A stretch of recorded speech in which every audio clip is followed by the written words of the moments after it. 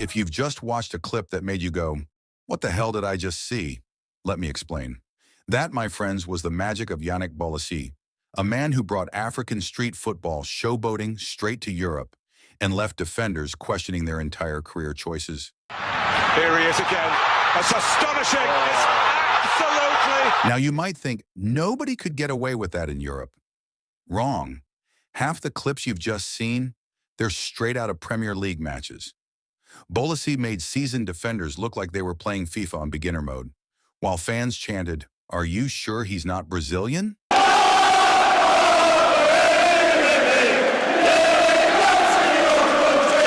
But here's the kicker. Bolasie's journey to the top is crazier than anything he ever did on the pitch. Buckle up. Believe it or not, Bolasie didn't grow up dreaming of Premier League glory. His goal was to become a rapper. Football was just something to do. Il y a Hutton derrière lui pour l'aider. Les arabesques de...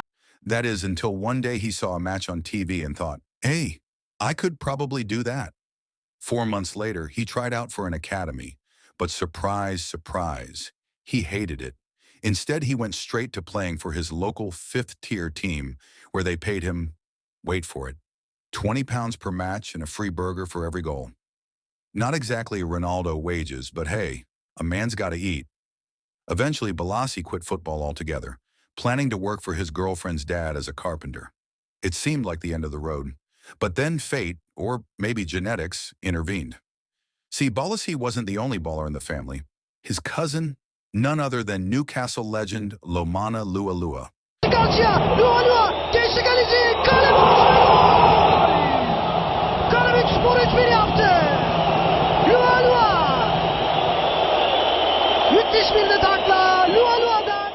When one of Lomana's friends got injured playing for a team in Malta, Bolasie was thrown a lifeline.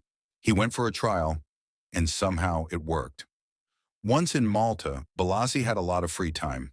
So like any bored footballer, he started editing his own highlight reels and posting them on YouTube. And guess what? One of those clips landed in the hands of an agent.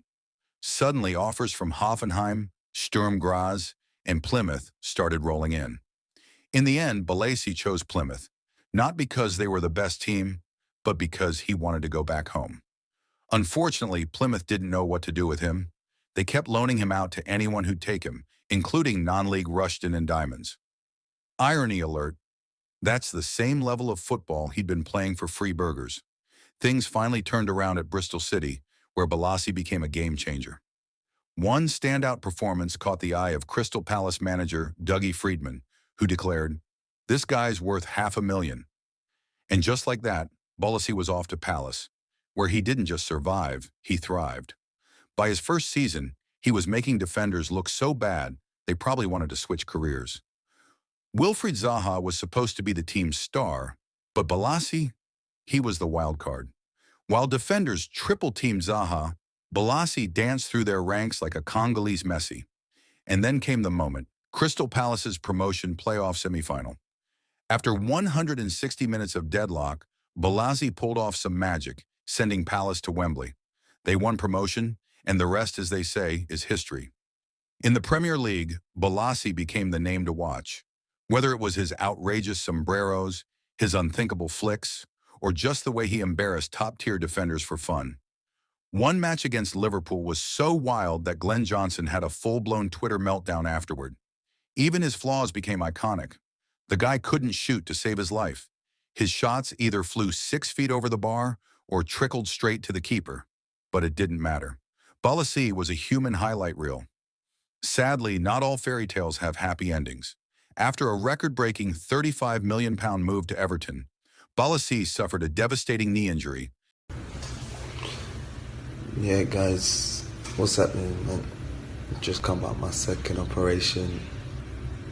So all the healing from the first operation has been great. An ACL and meniscus tear that sidelined him for over a year. When he returned, he wasn't the same player. Everton moved on.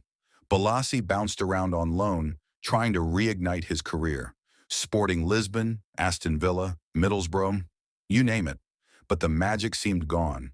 Fast forward to today, and guess what? Bolasie's still out there, doing what he does best, humiliating defenders. He's now playing in Brazil, the spiritual home of flair, and leading his team to historic victories. Fans are chanting again, "Are you sure you ain't Brazilian?" After all these years, Bolasie still got the tricks, the charisma, and that showboating spirit that made him a legend. And maybe, just maybe, he's finally found a place where he truly belongs. That's the story of Yannick Bolasie, the rapper turned footballer, the showman, the maverick. He might not have a Ballon d'Or or a Premier League title, but he's given us something arguably better. Moments of pure, unfiltered joy. So next time you're scrolling through YouTube, look him up. Trust me, you won't regret it.